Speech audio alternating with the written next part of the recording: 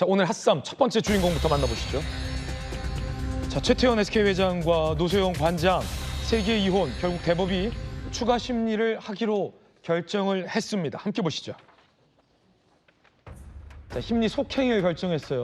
그러니까 2심 판결대로 하자가 아니라 대법에서도 심리를 하겠다라는 거죠. 1조 3,800억. 재산 분할 여부 재판단 들어가게 됩니다. 이혼 소송 최초 전원합의체 얘기까지 나오고 있는 그런 상황입니다. 볼륨이 큰 재판입니다. 대법원장과 대법관 12명이 참여할 것으로 보입니다.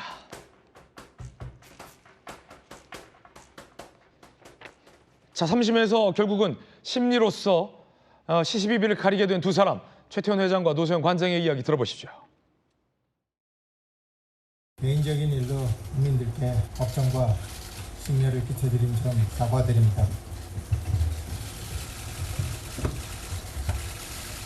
사법부의 판단은 존중돼야 합니다. 하지만 저는 이번에 상고를 하기로 결심하였습니다. 여러 가지 고민을 많이 했지만 첫 번째로는 재산 분할에 관련돼서 객관적이고 좀 명백한 오류가 발견되었습니다. 주식이 분할 대상이 되는지 얼마나 돼야 되는지에 대한 전제에 속하는 아주 치명적이고 큰 오류라고 들었습니다. 30여 년간의 결혼 생활에 이렇게 막을 내리게 된 거에 대해서 참담하다고 말씀을 드렸고요. 국민 여러분들께 많은 심려를 끼친 거 너무 죄송하고 민망하기 그지없습니다. 다만 바라는 것은 저의 이 사건으로 인해서 가정의 소중한 가치가 법에 의해서 지켜지는 그런 계기가 되기를 바람하지 않습니다.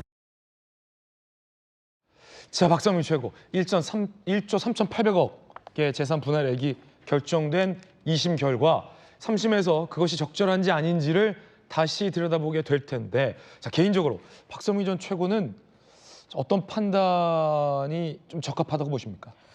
글쎄요, 저는 일단 이 부분에서 지금 쟁점이 되고 있는 건 이 비자금 300억이 투입이 됐느냐 안 됐느냐 그 부분이잖아요. 근데 여기에 대해서 최태원 회장 측에서는 일관되게 이 300억이 유입됐다, 그러니까 노소영 관장 측으로부터 유입됐다라는 것 자체를 부인하고 있는 상황이고, 그러니까 쉽게 말하면 최태원 회장이 선대 회장으로부터 이제 본인은 뭐 받았다 이렇게 얘기를 하는 것이기 때문에, 그러니까 선대로부터 증여 상속 받아서 이 SK 주식을 산 것이지 노소영 관장 측으로부터 어떤 비자금이 유입돼서 이것을 산 것이 아니다. 이렇게 얘기를 하고 있고, 심지어는 이게 300억 원의 실체가 확인된다, 비자금이 투입된 게 확인이 된다라고 하더라도 그것은 환수의 대상인 것이지 분할의 대상이 아니다, 이렇게 주장을 하고 있단 말이죠. 그래서 보면 굉장히 첨예하게 이 비자금이라는 키워드로 맞부딪히고 있는 형국이다 보니까 저는 뭐 이 부분에 대해서 뭐 대법원이 어떻게 판단할지 지켜보고 있는 입장이지만, 개인적으로는 이게 재판 과정에서 드러났던 어떤 메모라든지 어음이라든지 아니면 이 SK가 성장하는 과정 중에 있었던 그 노 회장 측의 어떤 배경이라든지 이런 것들이 과연 무관했겠느냐, 이런 추측을 해보게 되는 상황이기 때문에 결과적으로는 이 노소영 관장 측의 주장이 조금 더 효력이 발생하지 않을까라고는 보고 있습니다. 물론 지켜봐야겠지만. 더 심플하게 말하면 부부간에 내가 무슨 처갓집 도움을 받아, 우리 아버지한테 다 물려받은 거지 라는 주장하고, 아이고 당신네 아버지가 그 회사 세울 때 우리 아버지 도움 없이 그게 됐겠어? 라는 이 주장이 지금 상충하고 있는 건데, 처가댁 도움 안 받았다라는 최 회장의 발언이 맞을지, 우리 아버지 도움이 있었다라는 아내 쪽의 주장이 맞을지와 관련해서 박 최고는 그래도 노소영 관장 주장이 조금 더 받아들여질 것이다. 뭐 많은 분들이 저는 그렇게 생각하실 거라고 보는 게, 일단 이 지난번 재판에서도 뭐가 있었냐면요, 이 최 회장 측에서 어쨌든 이 본인은 선대 회장 측에, 그러니까 본인의 집에서 이제 받아서 한 거다 이렇게 얘기를 했지만, 여기서도 법원이 뭐라 그랬냐면 최 회장이 선대 회장의 돈만으로 이 SK 주식을 매입한 것으로 볼 수 있는 어떤 객관적인 증거가 없다라고 이야기를 했어요. 그러니까 최 회장 측의 주장을 입증할 수 있는 그 객관적 증거의 충분성이 좀 떨어졌다라고 보기도 했고, 노소영 관장 측에서도 계속 어떤 증거물이 될 수 있는 것들을 제출함으로써 주장을 반박했기 때문에, 저는 이 부분이 객관적으로 구체적으로 증거가 보강되지 않는 상황이라고 한다면 저는 어떤 그 최 회장 측의 주장이 계속 유지되기는 어렵지 않을까 싶습니다. 그렇군요. 자, 그런데 그러면 정혁진 변호사님, 심리 속행을 대법원이 하기로 했단 말이에요. 전원 합의체 가능성 얘기도 나오고 있고, 이 부분은 이혼하기 정말 힘든 부분인 게, 대법원에 무슨 전원 합의체까지 지금 동원이 돼서 이혼 소송의 어떤 마지막 최종 판결 앞두고 있는데, 대법원이 왜 그 심리 불속행을 할 수도 있다. 네네. 그래서 심리하지 않고 2심 판단이 맞다라고 할 수 있었는데 왜 전원합의체 얘기까지 나오면서 대법이 다시 심리를 하겠다라고 했을까요?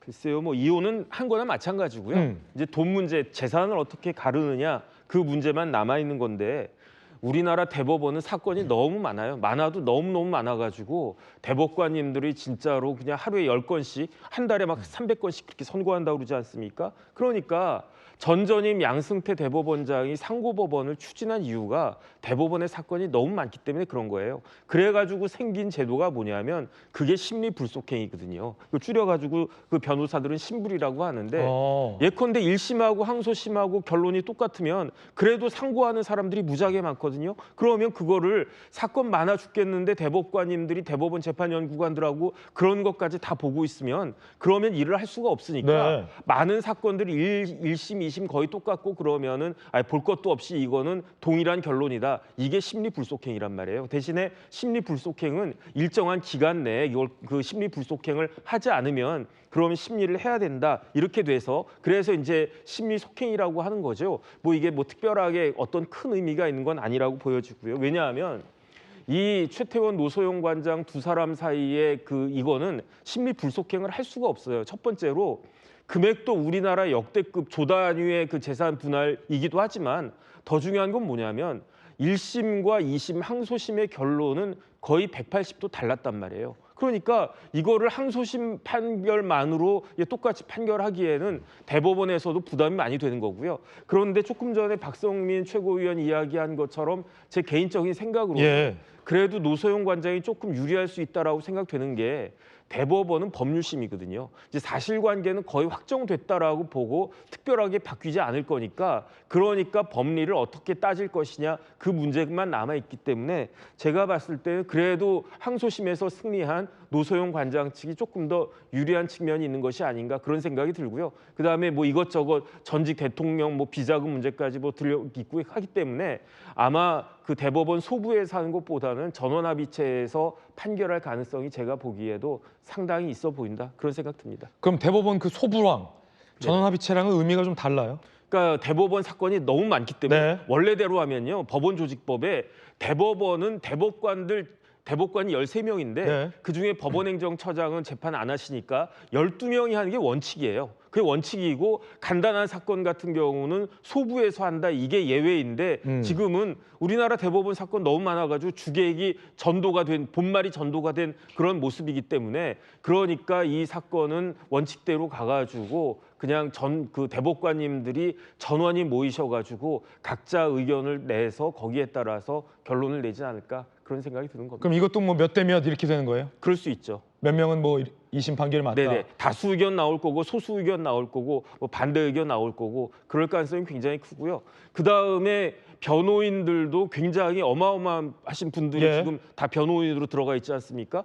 대법원에 뭐 수석재판연구관 했던 변호사도 있고 그 다음에 최재형 감사원장이 서울 가정법원장 출신이신데 아 그래요? 노소영 관장이 지금 변호인으로 활동하고 계시잖아요. 최재형 감사원장이 네네. 노소영 관장의 변호인단인데 네네. 최 감사원장이 감사원장 하기 전에 가정법원에 그런데 있었어요? 더 중요한 건 뭐냐면 사주해 봅시다 거기 아닙니까 그게? 그렇죠. 그 다음에 그 조희대 대법원장하고 네네. 제일 친한 변호사가 최재형 그 감사원장이고요. 네. 그 다음에 조희대 대법원장이 가장 아꼈던 변호사를 최태원 회장님이 그 선임을 갖다가 한 거기 때문에 아 가장 아꼈던 법관은 최태원 회장 쪽에 가 있다. 그렇죠. 그다음에 가장 친구, 뭐 대학교 연수원, 뭐 심지어 법원장까지도 똑같이 됐던 사람이 누구냐? 최재형 감사원장이었거든요. 그건 노관장 쪽에 가 있다. 그렇죠. 그분은. 그러니까 어허. 여러 가지로 뭐 사이드로도 볼만한 여러 가지 구경거리가 있을 것 같습니다. 그렇군요. 물론 이제 뭐 친소 관계가 판결에 영향을 미치진 않겠지만 대법원장 입장에서도 네네.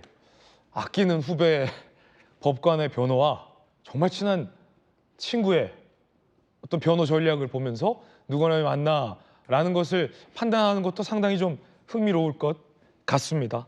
자, 이 세계 이혼 핵심 쟁점은 세 가지입니다. SK지분 재산 분할, 비자금 300억 재산 분할, 판결문 경정 영향을 줄까? 이 세 가지가 영향을 미칠 것 같아요. 1심과 2심 판단 결과도 함께 비교해 보시죠. 1심은 위자료 1억에서 2심에서 위자료 20억, 재산 분할 665억에서 2심 1조 3,800억, 약 20배가량이 늘었습니다. 1심과 2심의 어떤 재산 분할액 차이 자체가 이렇게 어마어마하게 컸군요. 그렇죠. 이게 SK 주식이 분할 대상이냐 아니냐가 1, 2심을 지금 가른 겁니다. 네네. 항소심에서는 SK 주식을 분할 대상 재산으로 봤죠. 그 근거가 됐던 게 뭐냐면 노태우 대통령 측으로부터 유입된 300억의 대한텔레콤 인수자금. 네. 거기에서부터 출발해서 SK가 이 형성이 됐기 때문에 그 과정에서 노소영 측의 기여도가 인정이 된 거고, 그렇게 되면 당연히 SK 주식이 분할 대상이 돼야 된다고 판단했기 때문에 그 기여도로 나눈 그 액수가 1조 3,800억이 됐던 겁니다. 그리고 중간에 이제 기여도를 산출하는 데 있어서 지금 피고 이 판결문 경정 문제가 생겼습니다. 1998년에 주식 가치를 이 항소심 재판부는 판결문에 100원으로 기재해서 계산하는 것으로 썼는데 네. 실제는 1,000원이었는데 잘못 판결문을 써진 거죠. 근데 공하나가.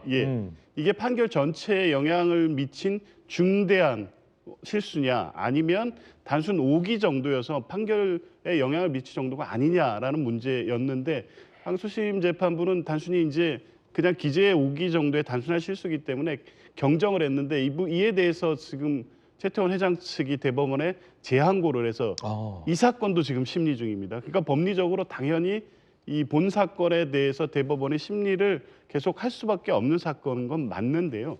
결국에 이제 1998년 기준 주식 가치가 100원이냐 1,000원이냐에 따라서 최태원 회장 측 주장은 기여도가 달라진다는 겁니다. 그거를 100원으로 산정했을 때는 실제 그 이후 실제 최태원 회장이 이 선대 최종현 회장이 사망한 이후에 기업 경영을 했던 98년 이후에 기여도가 1,000원으로 볼 때와 100원으로 볼 때 차이가 발생하기 때문에 예. 결국 전체 재산 비율에서 산정한 금액에 중대하고 치명적 오류라고 지금 주장하고 있는 것이거든요. 그러니까 첫 번째는 그래서 300억의 어떤 유입의 실제적 사실에 대한 판단이 잘못돼서 SK 주식을 분할 대상으로 본 항소심 판단이 잘 됐느냐 잘못됐느냐, 법리적 문제가 있느냐가 첫 번째일 거고요. 그리고 98년에 주식 가치 산정의 오류가 단순 기재 오류냐 아니면 재판 결과에 영향을 미친 중대한 오류냐 이에 따라서 상고심 결과가 달라질 수는 있습니다. 그런데 네. 뭐 전제한 것처럼 전체적으로 뭐 제 개인적 판단은 300억이 유입돼서 실제 인수자금에 쓰였다는 어떤 객관적 증거가 항소심에서 제출된 바도 있고 1998년에 주식가치 산정이 전체 재산 분할에 미친 영향이 그렇게 크다고 보여지지는 않아서 최태원 회장 측의 주장에도 불구하고 여전히 노소영 관장이 유리한 위치에 있지 않나 저는 그렇게 봅니다. 최태원 회장이 상고 이유서도 제출했는데 그 내용도 노 관장 측의 어떤 반박과 대비되고 있습니다. 함께 보시죠. 최 회장 상고 이유서 98년 방금 말한 그 98년이 여기도 등장해요. 98년에 무슨 일이 있었던 거예요?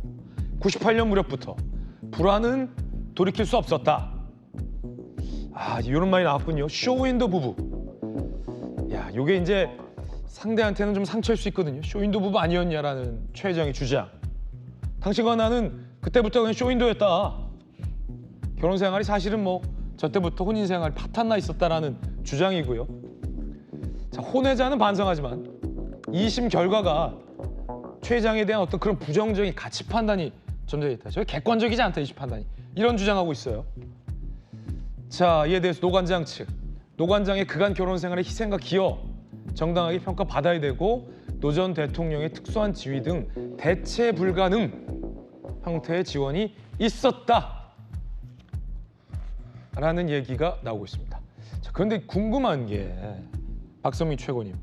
최 회장 주장은 98년부터 돌이킬 수 없는 불화가 있어서 노 관장과는 쇼윈도였다라는 거잖아요. 그러면 그때 이혼했으면 재산 분할 가지고 이렇게 큰 재산 분할도 안 나왔을 거고 이런 뭐 3개의 이혼 소송도 없었을 텐데 왜 98년부터 돌이킬 수 없는 불화가 있었다면 뭐 이혼을 하지 않았을까? 이런 것도 좀 사실은 반박되는 쪽에서는 궁금해하기도 하거든요. 그렇죠. 근데 뭐 이게 아무래도 여러 가지 일이 있었던 걸로 보여지는데 그 과정의 구체성에 대해서는 뭐 타인들이 알기 어려운 부분들이 있죠. 근데 어쨌든 이 혼인 관계를 계속해서 유지하면서 그것이 껍데기뿐이었다라고 네. 이제 최태원 회장 측에서는 주장을 하지만 노수현 관장 입장에서 그 이야기들을 보면 뭐 상처가 되는 것뿐만 아니라 사실은 그 뭐 최태원 회장이 힘든 일을 겪거나 할 때 노 관장이 어쨌든 뭐 지원을 했을 거 아닙니까? 예. 뭐 심적으로도 그렇고 아니면 뭐 물질적으로도 그렇고 여러 가지 지원이 있었을 것으로 보여지고 그리고 노수현 관장도 사실은 평탄하기만 했던 것은 아니었잖아요. 뭐 건강상의 문제도 있었던 것이고 여러 가지 이제 아이들을 키우면서 본인이 혼자 감내해야 됐던 시간들이 분명히 있었을 텐데 그 모든 것을 이제 무시한 채로 우리의 관계는 이미 끝이 났고 그것을 통보하는 방식도 이제 갑작스러웠고 그래서 노수현 관장 측에서는 굉장히 좀 분노하지 않았을까라는 것들을 추정하게 하는 대목들이 이 소송 과정에서 많이 보였던 것 같습니다. 그래서 보면 이 노수현 관장 측에서도 입장을 내는 걸 보면 어떤 돈적인 얘기, 뭐 분할에 관한 얘기, 법에 대한 얘기도 하긴 하지만 어떤 가정의 가치에 대해서 분명히 얘기를 한단 말이죠. 그러니까 그런 면에서 이제 신뢰를 저버렸고 그 신뢰를 저버린 것을 이야기하는 방식도 어떻게 보면 그동안 세월을 함께 보냈던 그리고 많은 시간들을 보냈고 아이들을 함께 낳아서 길렀던 이 배우자에 대한 그 예의가 좀 많이 부족한 채로 이 과정들이 진행됐기 때문에 사실 저런 주장이 부딪히는 과정 가운데에도 이 최태원 회장을 향한 시선이 곱지 않은 이유가 거기에 있을 것 같습니다. 그렇군요. 박승민 전 최고의 의견까지 전해드렸습니다.